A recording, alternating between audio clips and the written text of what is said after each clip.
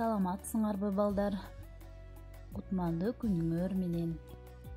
Биз аралыктан окутуу менен биргеликте адаттагыдай эле онлайн сабагыбызды баштайбыз. Азыр бизде кыргыз тили сабагы. Балдар, маанайыңар кандай? Анда маанайыңарды көтөрүү үчүн силерге жаратылыштагы келген куштар сайрап берсин.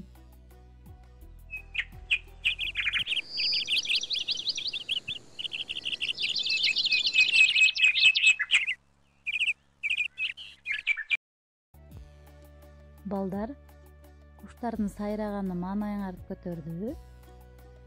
Азаматсыңар, маанайыңар көтөрүлгөн болсо, биз бүгүн сабагыбызды баштайбыз. Биз өткөн сабагыбызды эске салуу үчүн мен силерге суроолорду берейин. Өткөн сабагыбызда биз балдар этиштин мамилелеринин бири кош мамилени өткөнбүз. Анда суроолорду бере берейин. Кош мамиле деп эмнени айтабыз? Бул биринчи суроо. Экинчи суроо: кош мамиле этишти кайсы мүчө уюштурат? Үчүнчү суроо: кош мамиле этиштер көптүк санды билдиреби? Төртүнчү суроо: кош мамилеге мисалдарды келтиргиле. Азаматсыңар балдар, мен берген суроолорго силер так, туура жооп берет деген ишеничтемин. Бүгүнкү биздин жаңы өтө турган темабыз этиштин мамилелеринин дагы бири өздүк мамиле тууралуу бүгүн сабак өтөбүз. Сабагыбыздын максаты өздүк мамиле тууралуу түшүнүк аласыңар, өздүк мамилени кайсы мүчө уюштурарын билесиңер, өздүк мамилени пайдаланып силер сүйлөм түзө аласыңар, сүйлөм түзүү аркылуу чындыкты сүйлөөгө тарбияланасыңар. Өздүк мамиле деп эмнени айтабыз? Баарыбыз көңүл буругабыз. Негизги мамиле этишке ын мүчөсүнүн уланышы аркылуу жасалып, кыймыл-аракет иштөөчүнүн өзүнө багытталгандыгын же өзү үчүн иштелгендигин билдирген этиш сөздөр бул өздүк мамиле деп аталат. Өздүк мамилени ын, ин, ун, үн, ны мүчөсү уюштурат.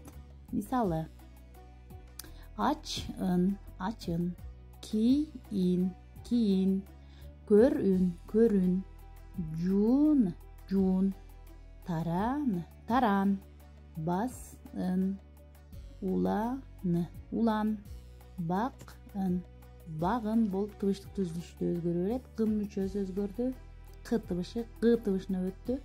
Кир, ин, кирин, өт, үн, өтүн, кара, каран.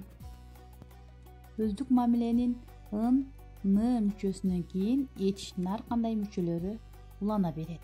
Мисалы: көрүн, көрүнө, көрүнмөй, көрүнмөк, көрүнүш, көрүнүп, көрүнгөн, көрүнүптүр жана башка мисалдарды келтирсек болот.